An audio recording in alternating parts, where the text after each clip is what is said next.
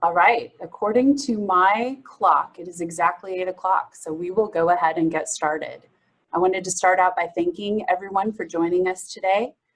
We have a great group of industry leaders to talk about some pressing topics. I'm going to start out with thanking our sponsors, and especially our platinum sponsors, Parker Smith and Feek, Rosenden, Leidig, and OAC.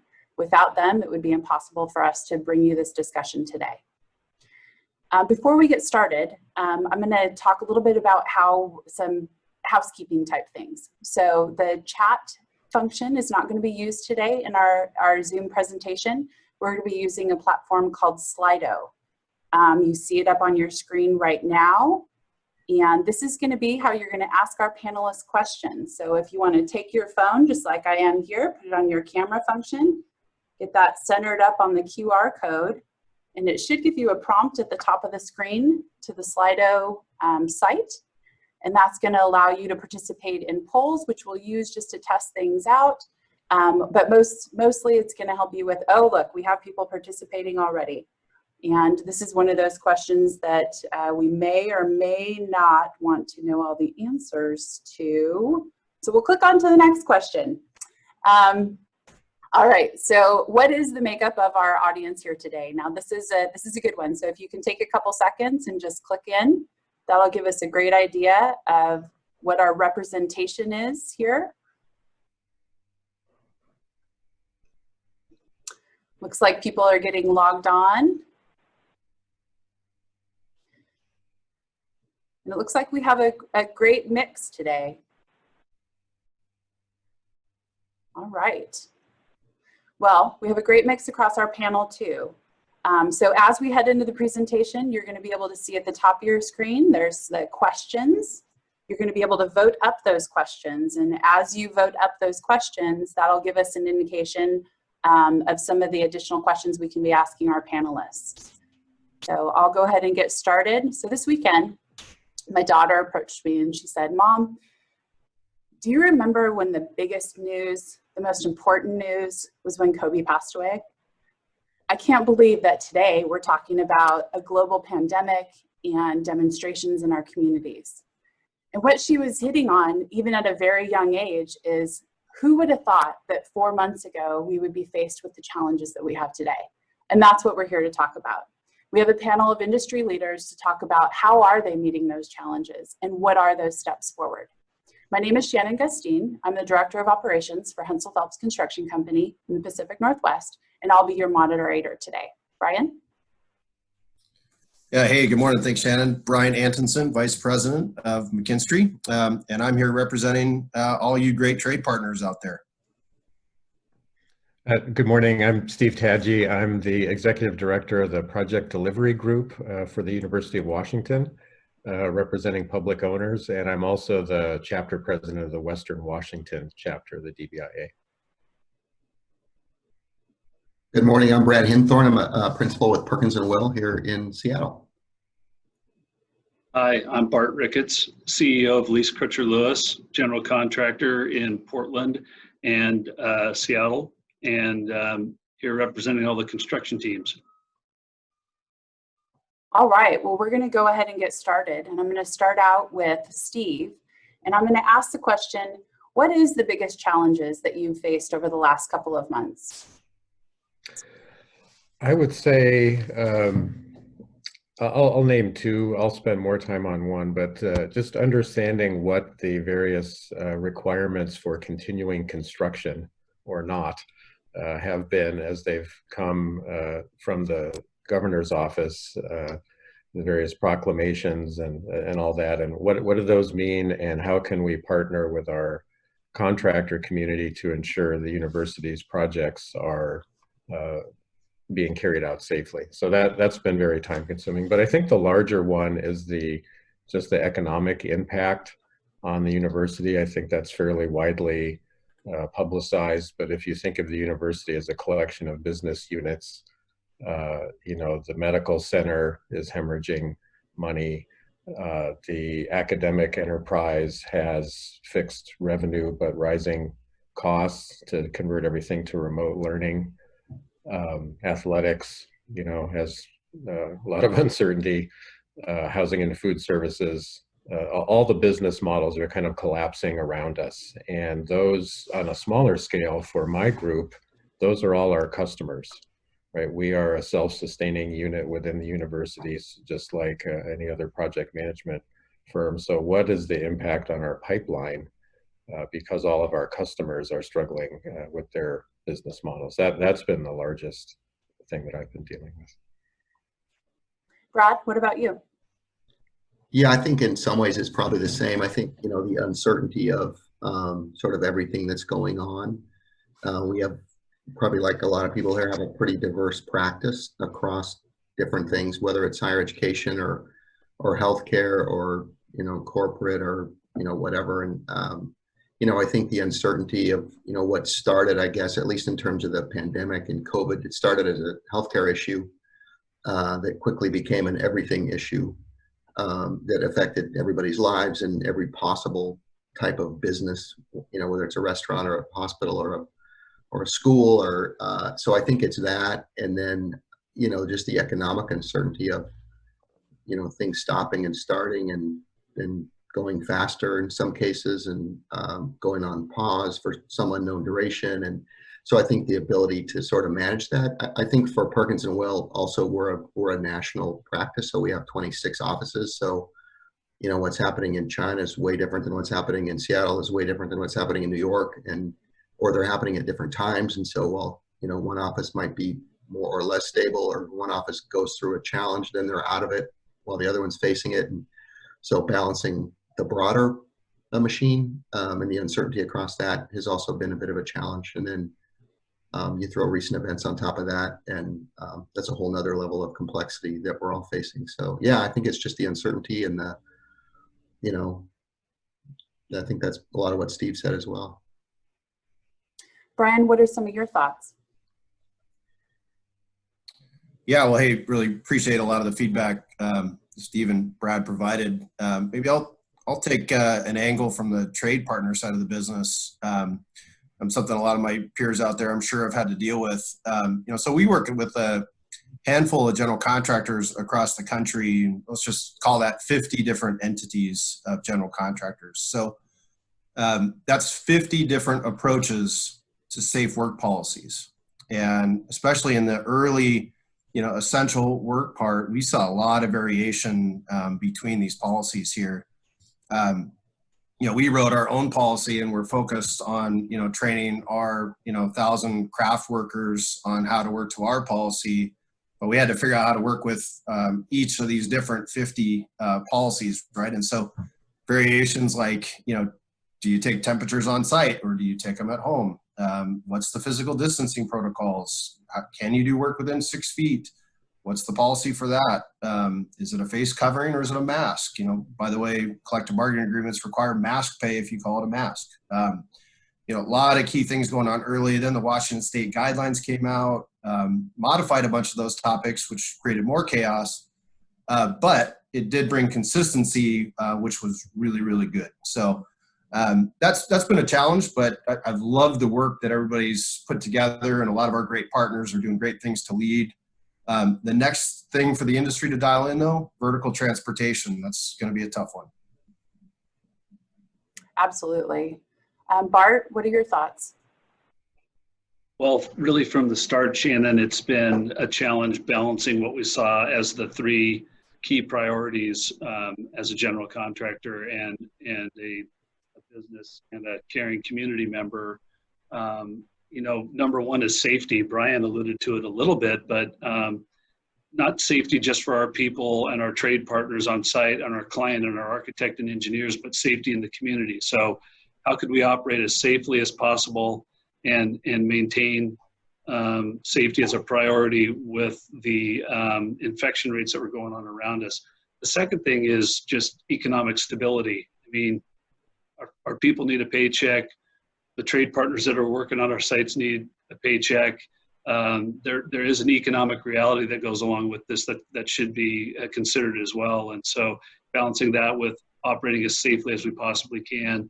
And then the third priority was we have this thing called a contract to deliver a building, and we need to deliver a building for our clients. And and do it in a way that's responsible and responsive to the realities that we're going through, but balancing that safety for workers, our people, the community, economic prosperity and security for all that are involved in our jobs, and then making progress for our clients on some projects that, were considered essential, but others, just our clients need the use of that building at some point. And balancing those three priorities has been a big challenge. We've tried to strike that balance as best we can, and it's been a constant going back to our pandemic response and our crisis management team meetings that we held every morning at 7 a.m. to make sure that across the Lewis universe, we were trying to balance those three priorities. Yeah, a lot of things to think about as we're navigating through this. I want to take 1 second for those people who have joined a little bit late, because I do see a bunch of more attendees have joined, and let you know that how we're taking questions today for our panelists is through Slido, a platform. So if you see, if you can see the chat box, but if you go to slido.com and then you put in our meeting, which is DBIANW, the app will come up and you will be able to ask questions. So here's the QR code if you need it again. Take your camera, put it on that. You'll have a prompt at the top of your screen, and then you'll be able to go ahead and use that question application. So I'm going to go ahead and proceed with a few other questions, but as things come to mind, please feel free to type them in, and then people can vote them up, and we'll ask them at some point during the discussion. The phasing has been tough. I think that everybody's been tracking, what's happening today and what new regulation has come out, and, information in established phases has changed over time. And so we've all been struggling with trying to keep up. And then I think we're all also looking forward to, what does a full phase 2, a phase 3, and ultimately a phase 4 look like? So Brian, do you want to give us a little bit of insight on what you're doing to prepare for that? Yeah, sure. Hey, a couple, 2 points of view, one for our people and 2 for our clients. So for our people here at our office, to get back online, I'm here in the office today. To do that safely, we brought the job site to the office, which is easy for a construction company to do because we embrace those kind of pieces here. But, at our office, we require, PPE, our face mask like this. We have site-specific safety protocols. We have wayfinding. This is a picture of our office this morning where we're, practicing social distancing. We actually put delineators up to keep one-way traffic. We keep head count reduced each and every day at 40% of occupancy. We have a rotating piece to bring people in. And then to make sure our people are safe, we have a daily report app that all of our staff fill out, not just our field, which answers those key questions, which is, are you safe? Are you healthy to come to work today? So that's a little bit how we're thinking about the phasing approach for our people. But for our clients, we've launched our Return with Confidence consultation service, which is a free consultation, by the way, to bring these vacated buildings back online safely. An example of an issue in a dormant building is that water can stagnate in the piping conveyance systems, which could cause disease. And so we're evaluating all aspects of indoor air quality, ventilation, temperature, humidity, mechanical systems, water quality, all following the guidance of regulatory and industry groups to make sure we're bringing these buildings back on safely for those occupants. Brad, what about you? Yeah, maybe a little bit of the same. As architects are prone to do, we made a project out of it and put an army on it. And so firm-wide, we have an app that we've created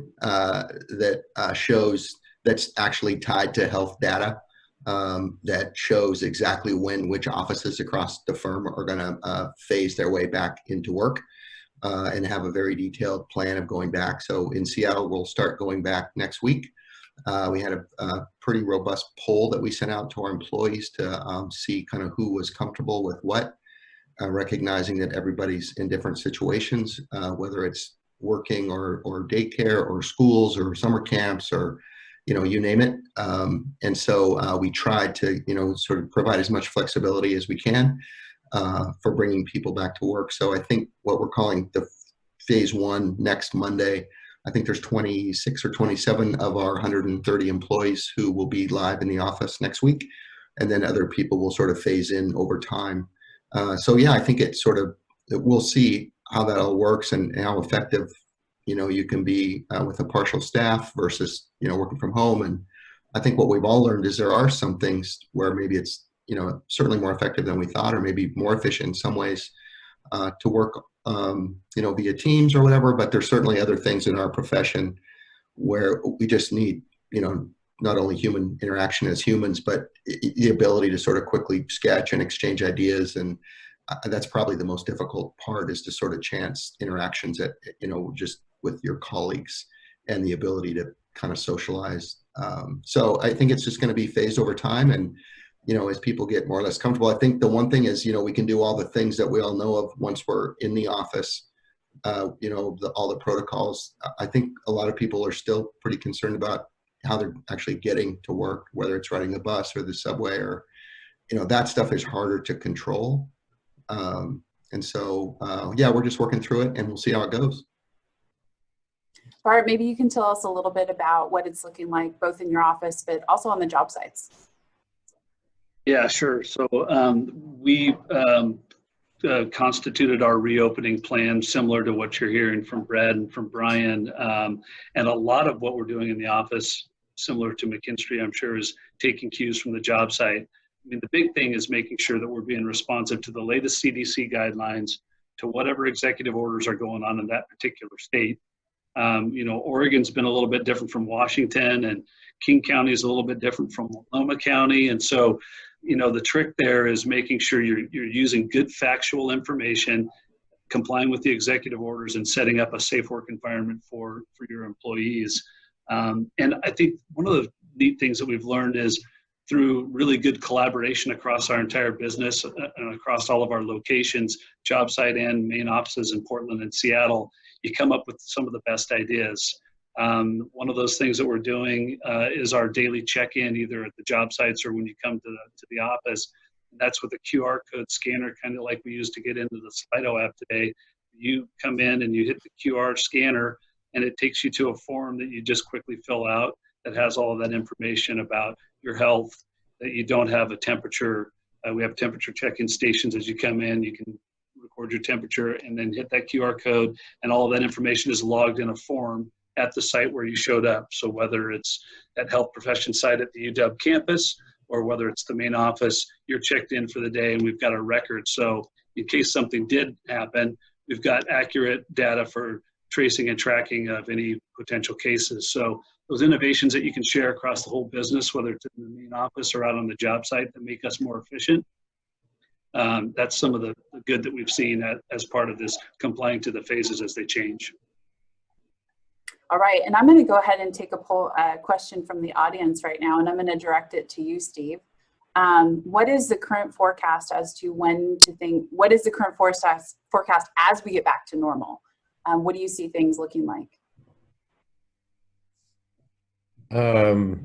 That's a big question. I'm not sure the context that might be. Either, but let's go with this. We'll make up our own. Okay. Let's talk about, upcoming jobs. I mean, you had a plan and you had an outlay of where things were going to go, as we transition back to normal. You talked about the financial implications. What do you see that looking like? Yeah.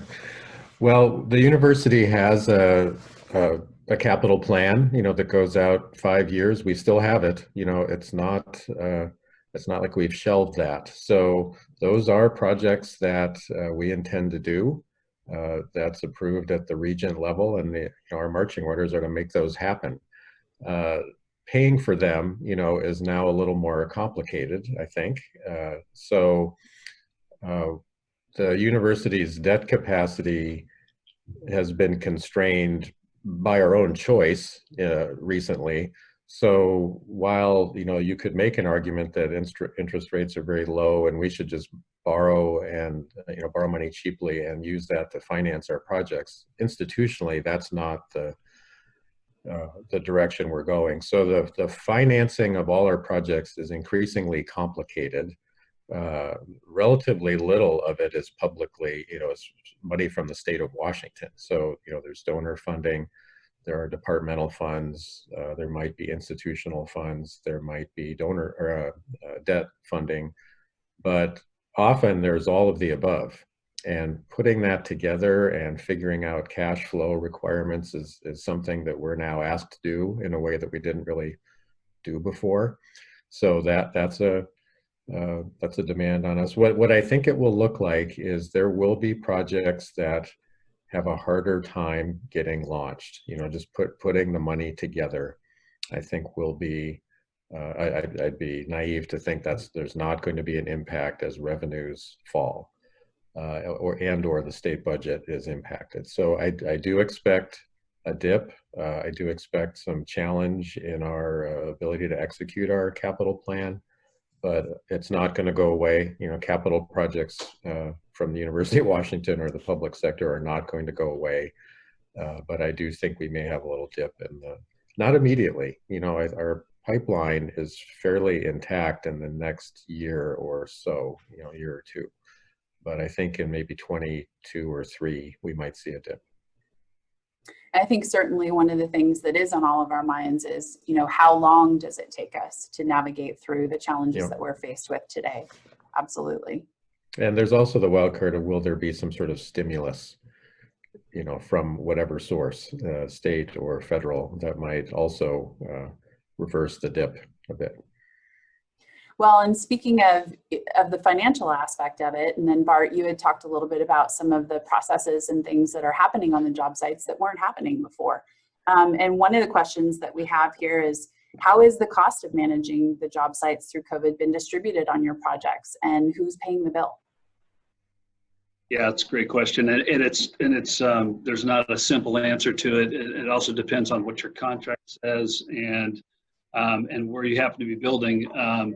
In the state of Oregon, at the front end of the COVID pandemic, SAFE, who's the kind of quasi-public workers' comp insurer in the state of Oregon, set up a fund that you could tap into to get reimbursed for COVID-related modifications to your job site, as long as you were trying to, do something to keep your jobs in a safer condition.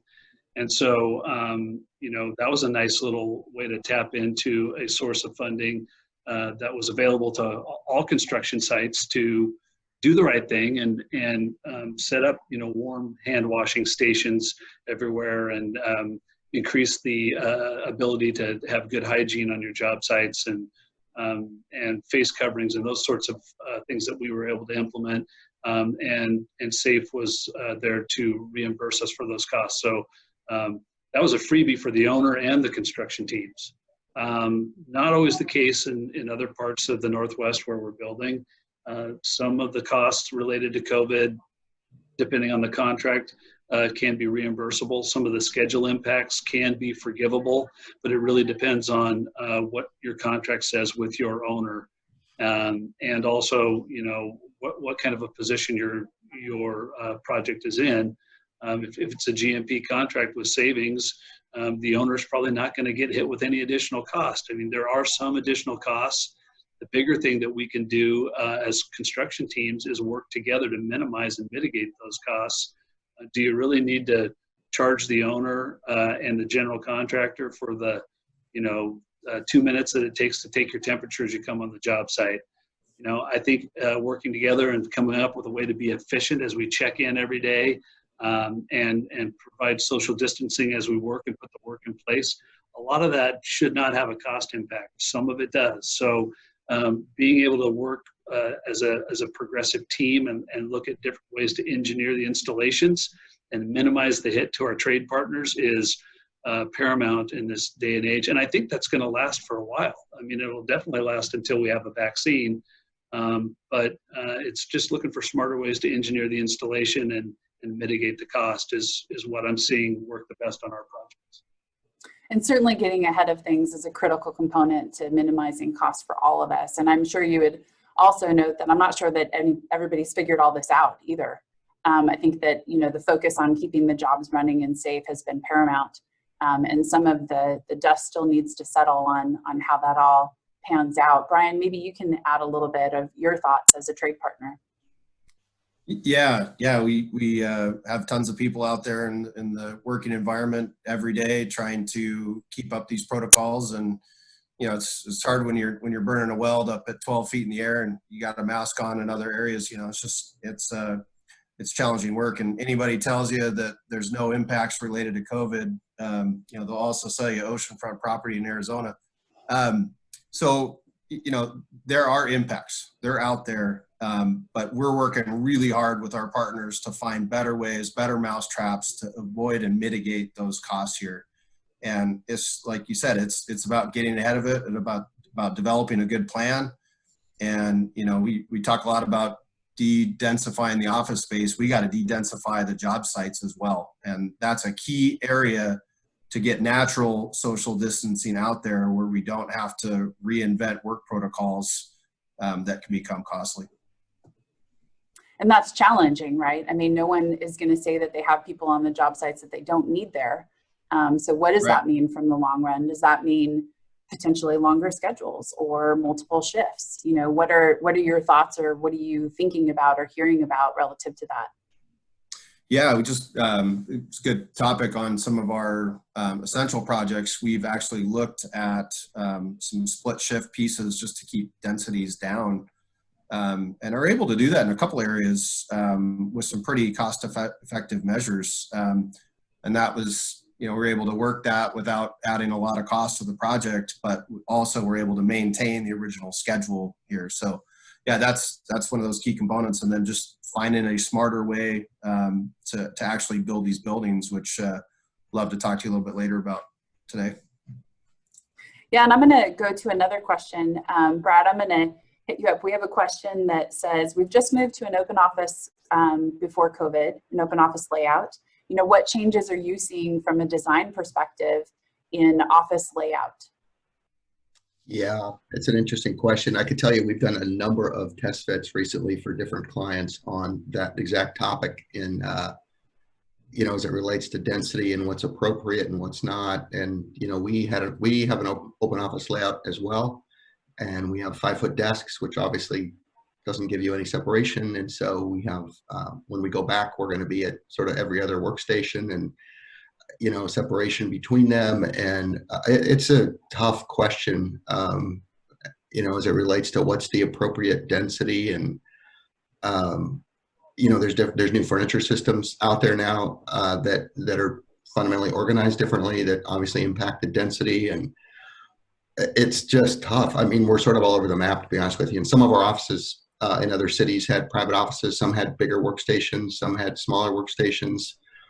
I think we're all facing the same thing. We've all, furniture vendors and the whole industry and real estate developers and, corporations have spent the last 10 or 20 years, right, trying to densify everything and squeeze every ounce of efficiency out of how many humans can I get in there per square foot, right? Now we don't know what the impacts are going to be and what is the impact on, the square footage demand and all that stuff. It's sort of completely unknown. And, we're seeing it, like I said earlier, it's, across industries. It's the same in a, whether it's a workplace, but it's the same in a hospital or, what's the appropriate space for a family lounge or a waiting area or a lobby or a, it's the same in a restaurant. What are they doing when they come back? It's the same in an academic setting. What's the appropriate classroom? What's the appropriate research bench spacing? And, it's across, I said, it's across everything. And, we've consulted over the last couple of months with several, we have a back to school little forum that we do for universities and talk about that. And we have a back to work, workplace kind of thing that we've worked with a lot of clients on. So, and same with healthcare. I think the difference in healthcare is unlike schools and restaurants and some of the other things that actually could, not that this is a good thing, but they sort of shut down so that they could think about it for a while. Hospitals, they're 24/7 going on all the time. So they don't have the luxury of sort of a shutdown to kind of figure it all out. They're figuring out real time. But but yeah, I didn't answer their question, but I think it's a work in progress. We're going to try some things in our office, limitations on how many people can be in a conference room, and limitations, we're going to go every other workstation for a while, and, probably not do some things in the kitchen that, are social, and it's a sort of a work in progress. If I could add, I think there's a lot of perception that we're going to plexiglass and HVAC our way out of this, like that we're going to just install a bunch of dividers, 6-foot plexiglass dividers between people, and turn up the air change, call Brian and have him come out and turn up the air changes at all the buildings. Like, they just don't work that way, right? There isn't that capacity to do that. And I think a lot of the, our customers at the university think we're just going to turn the dial and put in some plexiglass and we're all good. And, so there's a lot of education, ironically, going on here about, or maybe not ironically, but going on here about what is effective and what is feasible. And it's probably the same in the private sector. Yeah. Absolutely. Bart, you talked a little bit about regional differences too. So I'm going to jump around a little bit here and say, what have you been seeing across the different regions that has differed? Yeah, I think obviously I touched a little bit on the differences in executive orders and kind of that world that we're all working and trying to understand and keep projects moving and keep our communities safe and have some productivity. But I think there's been some differences besides what each governor in each state has dictated in terms of their ideas for a best path to deal with what's going on. One of the coolest things that I've seen is this great collaboration, and it's not just amongst Lewis folks trying to come up with the best way to balance these priorities that I keep coming back to, but really our trade partners and our architects and engineers and our clients. I mean, I've seen a lot of positivity amongst humanity. And boy, do we need that more now than ever. And I'm not talking about pandemic. I'm talking about people treating each other with kindness and dealing with social injustice and getting on the same page and coming to the middle and being humane and kind to each other.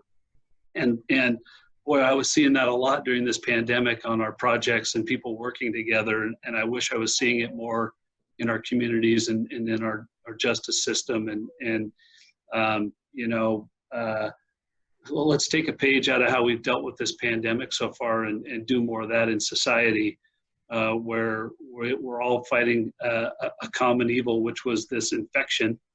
And I just saw great cooperation on coming up with better ways to do things, better ways to get around a supply chain issue. Hey, we can install that door with one person, not with two. I mean, there's just so much good that comes out of teamwork and collaboration when you have one common goal, and people treating each other with kindness. And that's probably the best thing that I've seen across all parts of the Lewis universe, as we call it.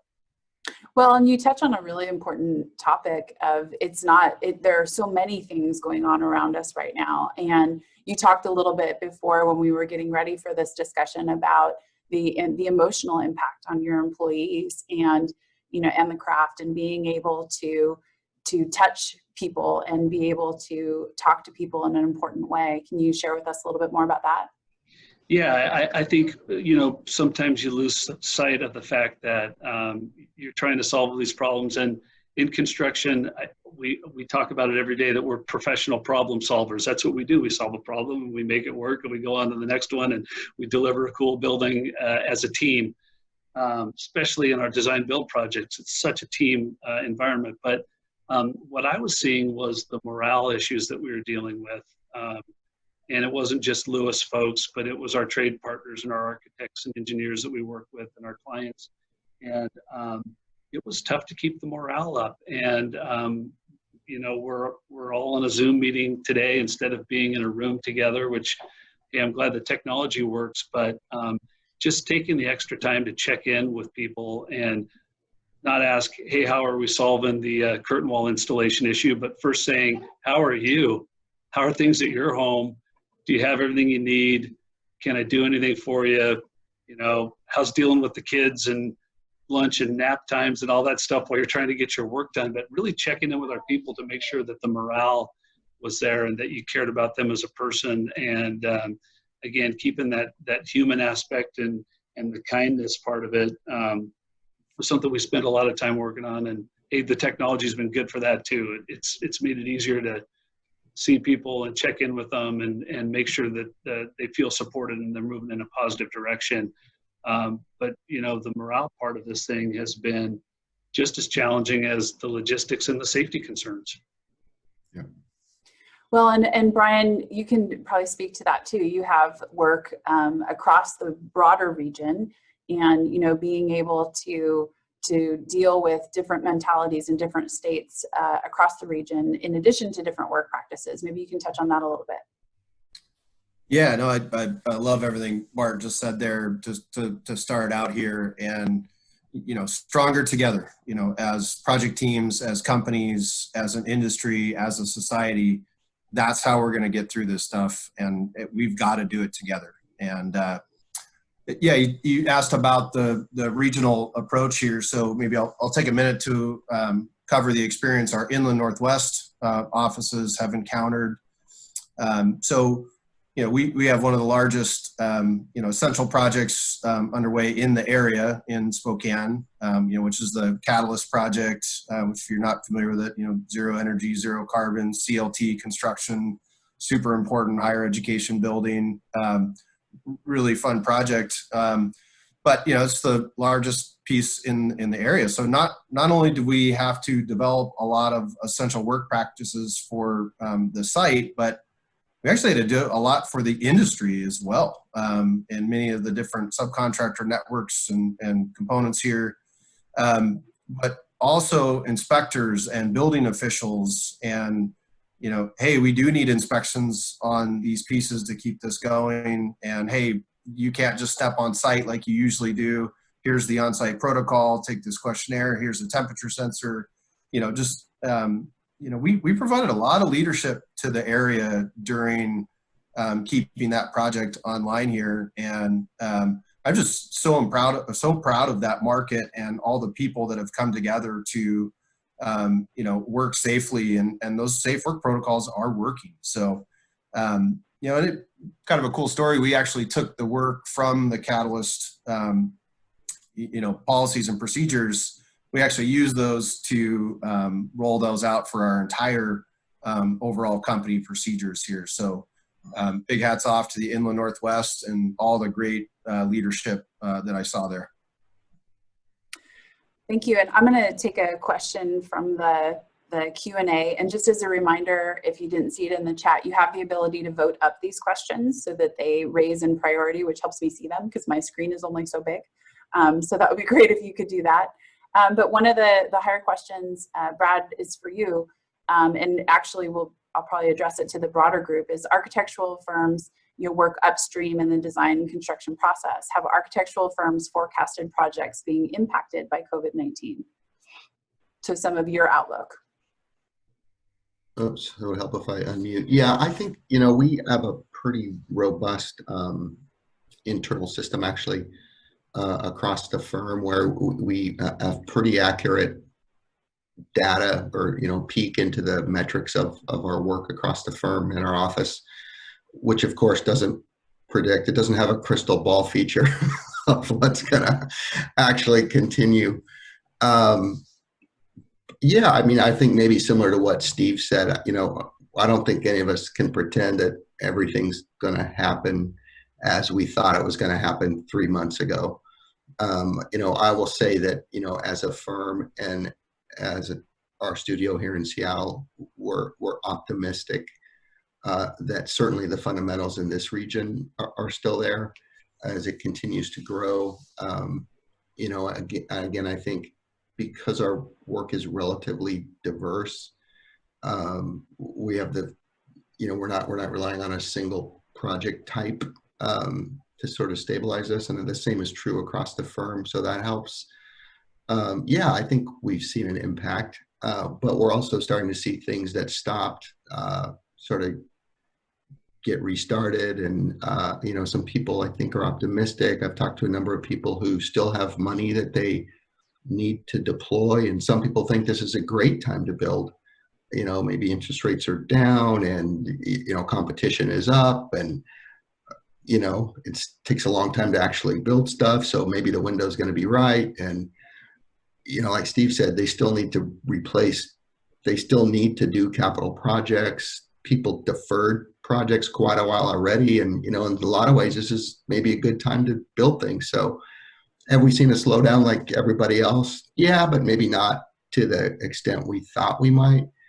Is the future still a little bit turbulent, hard to predict, and unknown? Yeah, absolutely. But yeah, I think we're generally optimistic and stable. Obviously, as a firm, our CEO does a webcast every week to the entire firm, and a pretty transparent look into how the firm is doing, across the board and what's going on. And I think everyone's generally optimistic, which is great. And Steve, you had said, your capital 5-year plan is moving forward, which is also great to hear. Bart, maybe have you seen any projects being canceled or maybe projects just sliding to the right? Yeah, we have. And I think that, looking at our secured backlog and what we're working on in pre-construction and trying to understand how all of this may impact start dates has been something that we spend a lot of time on. We've dealt with the original pandemic and our crisis management plan worked well, and now we've moved into what we call business continuity mode, which we know that there's going to be some recessionary activity. You need to take a good hard look at your backlog and figure out which jobs are going to go forward on time or close to on time, and right size the business accordingly. So we've been spending a lot of time doing that. We had some senior living projects that were teed up that don't look like they're going to start on time.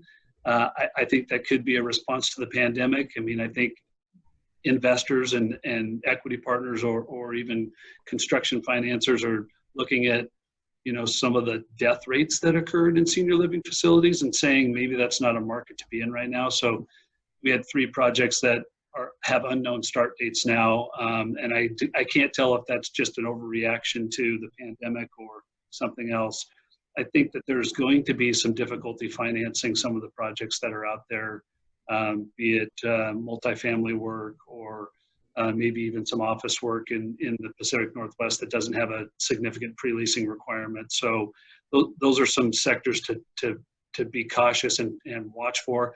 I think the great news is our design build work is set up really well to respond to this kind of a market. People are concerned about the social distancing, the physical distancing requirements, maybe the supply chain disruption, and some of the labor productivity that could come along with the working regulations that we have right now. And again, I think until we have a vaccine, we're going to have some of that effect. But what better delivery method to have than design build, where you can get in there and kind of test some de-escalation? To Brad's point, there's going to be more competition. There's going to be some pricing shift that goes on. There's going to be some de-escalation in materials and equipment as those producers look out and see not a lot of demand for product.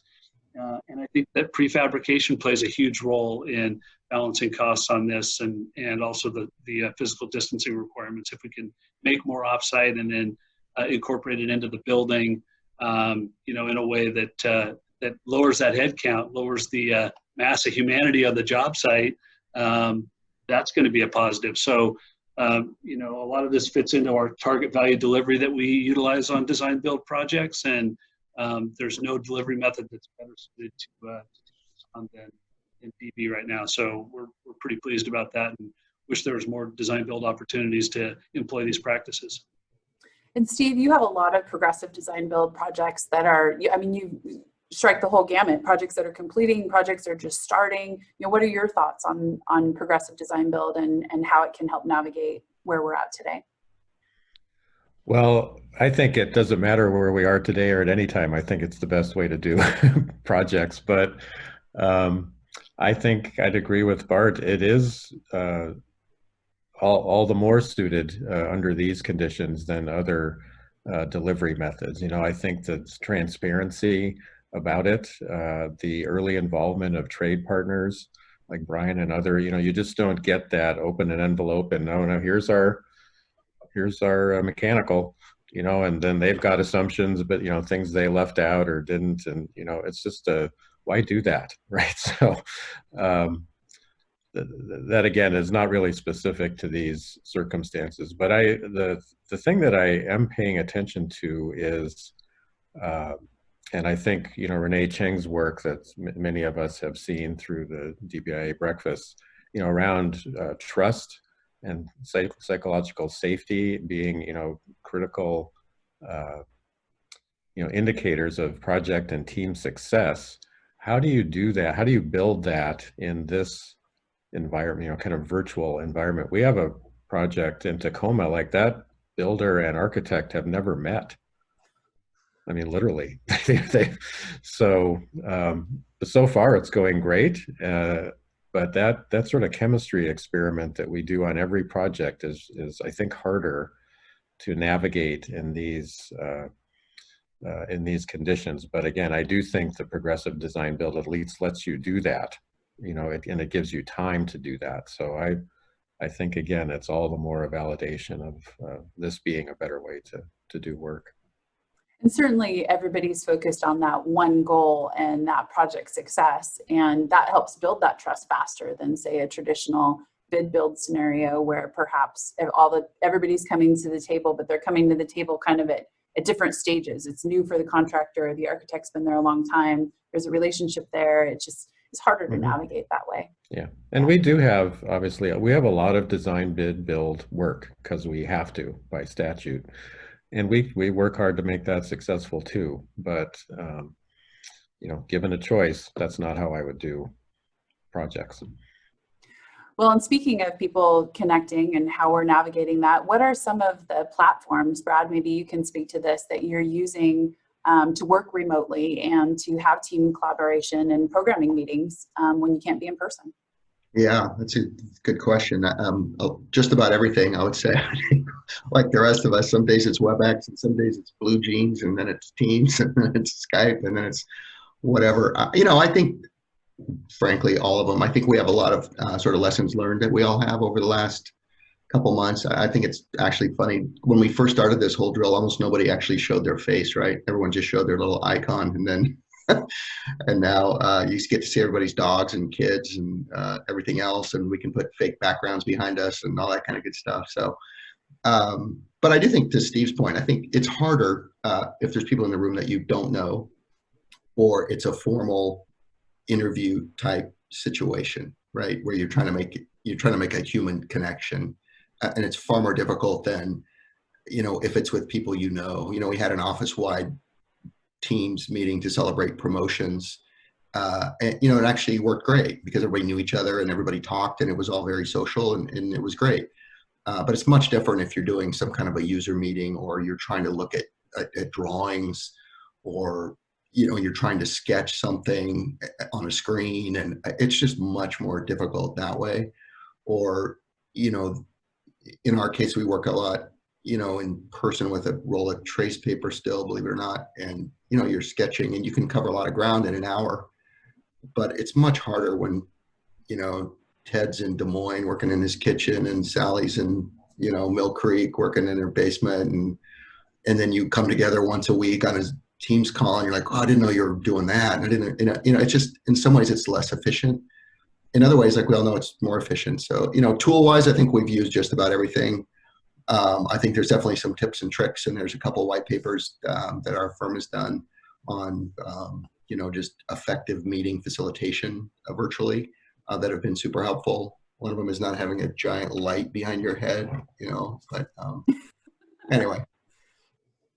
Well, I'm going to, thank you for that. And I'm going to switch gears a little bit and talk a little bit more about the construction side of the things in response to some questions about long-term impacts on supply chains. Bart, maybe you can speak to that a little bit. What are you seeing from a supply chain standpoint? Yeah, I think we don't know what we don't know yet. I mean, obviously, we just got back to work on a lot of the projects that were that were suspended in Washington State. Oregon kept going at a decent pace, didn't have the suspension. And a lot of those projects already had their, their materials in flow. So I think we're not seeing the full impact of that yet. I would say that we've seen some issues with elevators and escalator components. That seems to be one that's popping up readily. I think you probably should be leery of any materials you're getting from China. They, obviously when they had to shelter in place over there and shut down production on whatever was being made in China, they're probably just, having some glitches in their production and their ramp back up that we'll see as a ripple effect for the next several months. But I think you're going to see people turning more to domestic products and machinery and equipment. So at least there's a little bit more of a sense of control there. I think whether it's just a perception or not, whether it's reality or not, I have this, we've heard this reoccurring theme of looking for domestic options more instead of overseas, because you just don't know what's going to go on in different parts of the world and how they're going to handle the pandemic, or if there's a second spike in the infections, and is that going to create issues for global trade. So there's a few tidbits there, but geez, Shannon, I don't think we've seen the full impact of it yet. Well, and building on that, and we talked a little bit about the less people on the job site. Brian, maybe you can talk a little bit about, does the supply chain influence the push for, lean work and prefabrication? Yeah, perfect. Yeah, couple thoughts. Yeah, on supply chain, we've currently got, a batch of light fixtures hung up for a project that's, stuck overseas, which is creating some challenges with the project. We've had air handler production slots been pulled out from underneath us because priority manufacturing went to New York and other areas. And so we've been accommodating those pieces here. On the kind of innovation side during this, I've being a third generation plumbing family, I've been very proud of our plumbing industry. Every plumbing contractor out there sharing their homemade hand washing sinks on LinkedIn. I've loved that. So super proud of the industry and there to help combat with hygiene and all that. But what I did want to talk about a little bit here is some innovation that we worked on, and see if I got my tech down here. I got a new background there, but hey, I did, talking about, de-densifying the job sites here. I believe prefabrication is, it's got a lot of good things and it doesn't get leveraged to its full potential, but, I do believe it's hit its saturation point. And it's hard to look at new things there. And so I think we got to look at the manufacturing industry for, methods and new ways to build buildings. And so specifically on the innovation front, we launched a sister company nearly 2 years ago called Overcast Innovations, which is out to reimagine the way complex integrated building systems are deployed. And so they are manufacturing what's called the Overcast system, which is a plug and play appliance that houses mechanical, electrical, fire protection, low voltage systems, controls, AV, all those components. But it's very different than the way that we deploy and build projects today. But it's a manufactured catalog appliance. It's not prefab. This is a manufactured thing you order out of a catalog. So, it's just some advantages and a couple pictures behind me there. But, it's significantly less labor on site. Most of the work is done off site. It takes 2 people to install. It's 6 foot distance by design. The 2 people that put it in, they naturally are 6 feet apart. But, one of the most important pieces is it helps with this economic crisis and really affordability problem that construction has. The studies that we've run and are deploying over 1,000 of these into the market right now. But we're seeing up to 20% cost savings in tenant improvement costs by use of this system. So, kind of a cool innovation we've been working on, mostly in stealth mode, but are starting to now offer this out to the market. That's been a pretty cool innovation that's been accelerated through this crisis. All right, and we have a lot more questions, but we don't have a lot more time. So I'm going to be cognizant of everybody's time. All meetings start on time and they end on time. So I'm going to have one more question for our panel and hit everybody. If you were going to pick one big thing or one great thing, and I know everybody's touched on it a little bit, that you think has come out of these last several months, what would that be? Brad, you want to kick us off? Well, I always get the hard questions first. I would say sort of empathy and prioritization of what's important. All right, Brian? I'm gonna ditto with Brad. I think that's spot on. The empathy is the key component. Bart? Well, this is starting to sound a little repetitive, but I think I said it earlier. It's just the humanity and the kindness and cooperation that I saw coming out of this across all parts of our industry. It kind of lifts you up and inspires you a little bit when you see everybody coming together and treating people with kindness and cooperation. And I just love the humanity of what we've seen over the last few months. Steve? I'm also pro empathy, I guess, but I'll have a more mundane answer to that. I've really appreciated, and it's not unlike what Brian and others have referred to with the sharing of learning and progress in the industry. And I've seen that from public owners now, that we sort of started by reaching out to WSU, and I just thought it'd be good if we kind of got on the same page with what we're doing.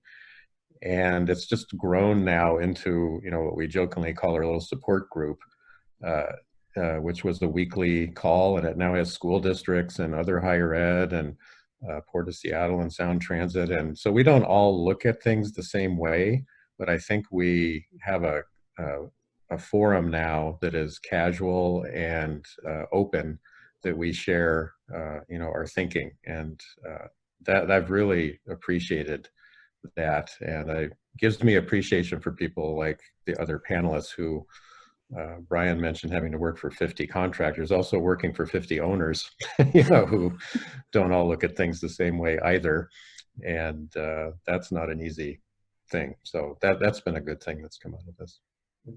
Well, thank you for that. And so I want to thank you all today for joining us, our panel and our audience. I think that the one thing that maybe has resonated throughout is that, through collaboration and working together, trusting each other and building those relationships, we truly can accomplish great things. And when met with a challenge, people rise up. And so working together to be able to get past, how maybe things used to be done or how things have been done in the past, what are those new best practices and what are those things that we can do to affect change in our communities.